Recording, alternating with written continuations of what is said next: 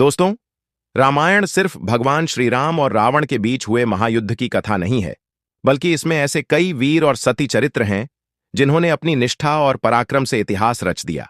ऐसा ही एक नाम है रावण का वीर पुत्र मेघनाथ, जिन्हें उनके पराक्रम के कारण इंद्रजीत कहा गया, और उनकी पत्नी सुलोचना, जो सतीत्व और पतिव्रता का अनुपम उदाहरण थीं। आज हम आपको इन दोनों की पूरी कथा इस वीडियो के माध्यम से बताने जा रहे हैं, जिसे सुनकर आपके हृदय में भक्ति, प्रेम और वीरता की भावना जाग उठेगी।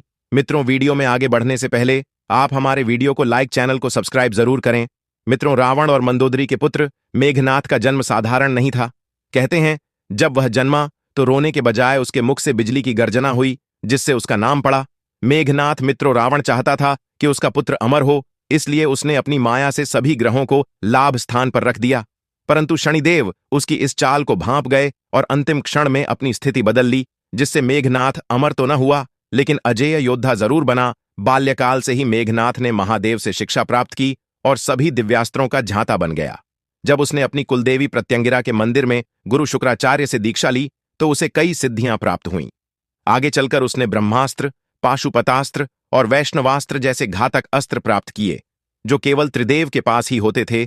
मेघनाथ की वीरता का अंदाजा इसी से लगाया जा सकता है कि उसने स्वयं इंद्र को युद्ध में पराजित कर दिया और उन्हें बंदी बना लिया।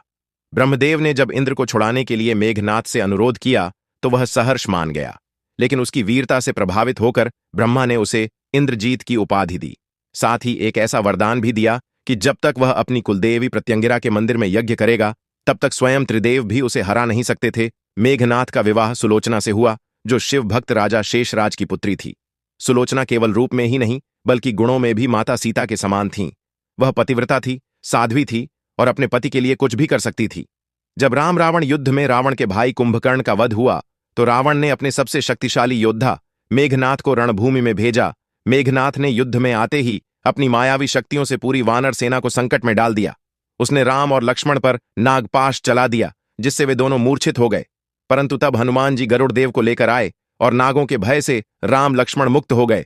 फिर एक और भयंकर युद्ध हुआ, जहां मेघनाथ ने अपनी दिव्य शक्ति से लक्ष्मण पर शक्तिबाण चला दिया, जिससे लक्ष्मण मूर्छित हो गए।